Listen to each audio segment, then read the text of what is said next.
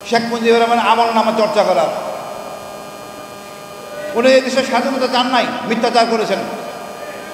উনি পাকিস্তানে প্রধানমন্ত্রী হইতে চেয়েছিলেন। শেখ হাসিনা শহীদ জিয়ার উত্তম খেতাবটা পর্যন্ত নিয়ে নিয়েছেন। এই ভারত আমাদের একমাত্র শত্রু, দ্বিতীয় শত্রু আওয়ামী লীগ।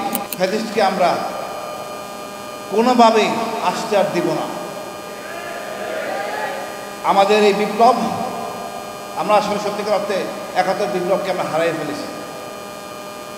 ৩০ লাখ লোকের নাম বলে এই বিপ্লবটাকে আমরা ধ্বংস করেছি। মুক্তিযুদ্ধ শব্দটাকে বিতর্কিত করেছি। যে ঘোষণা দেওয়ার কথা ছিল শেখ মুজিবুর রহমানের, উনি দেননি।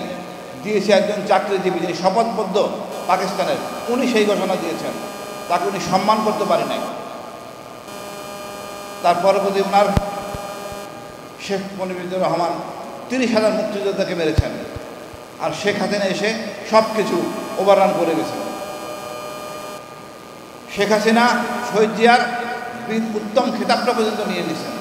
তা আমাদের এখন সময় হয়েছে আমাদের এখন সময় হয়েছে শেখ মুজিবুর রহমান আমল নামা চর্চা করার। উনি এই দেশের স্বাধীনতা চান নাই, মিথ্যাচার করেছেন। উনি পাকিস্তানে প্রধানমন্ত্রী হইতে চেয়েছিলেন।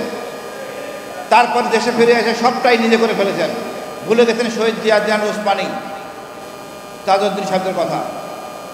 আমি বলবো যে মহতী উদ্যোগ জামাত ইসলাম গ্রহণ করেছে, এরপর আরেকটা উদ্যোগ নেবেন দয়া করে। বিচারের পরে ফ্যাসিস্টদের জন্য একটা বই। এখানে কারা কারা ফ্যাসিস্ট ছিল, কতটা ফ্যাসিস্ট, ১,০৩০ জনকে একজন ব্যক্তি মানে নিজে হাতে গুলি করেছেন।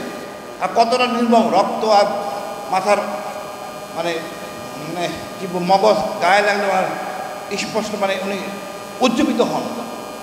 এই ফ্যাসিস্টদের ছবি আমাদের জানা দরকার।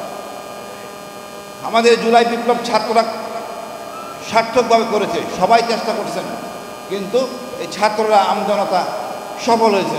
তো কৃতিত্বের দাবিদার অবশ্যই ছাত্ররা। এরা অনেক কিছু করেছে যেটা আমরা বুঝতে পারতেছি না। যেমন আমরা শিখেছি এই ভারত আমাদের একমাত্র শত্রু, দ্বিতীয় শত্রু আওয়ামী লীগ। এই দেশে আওয়ামী লীগের কোনো পুনর্বাসন হবে না। এই যে আগস্ট নিয়ে ফাইজলামি করতেছে, আমরা প্রতিহত করব। আমাদের উচিত আপা আসবে প্রতিরোধ কমিটি গঠন করা। কোনো শক্তি নাই এই দেশের গণতন্ত্র ধ্বংস করা। আমরা সংস্কার পাই নাই, আমরা আশা রাখি ইনশাল্লাহ হবে। যখন একজন বিচারপতিকে অ্যারেস্ট করা হয়েছে, প্রধান বিচারপতি এখন রিমান্ডে আছেন, এটা গর্বের জায়গা। আমরা অনেক কিছু পাবো ইনশাল্লাহ। আমাদেরকে চাপ দিতে হবে। শেখ হাসিনা এই দেশটাকে জঙ্গি রাষ্ট্র বানানো হয়েছে, এখান থেকে আমরা উত্তরণ করতে হবে। আমাদের অনেক হুজুর, ধর্মীয় নেতা জেলে, এদেরকে বের করা যাচ্ছে না, কারণ এটা জঙ্গি রাষ্ট্র। ওয়েস্ট চাপ দেয়, আমরা চাপ দেব। আপনি রিভিউ করেন, জঙ্গি নাটকগুলি ইভালুয়েট করেন, দেখেন আমরা আসলে জঙ্গি রাষ্ট্র কিনা।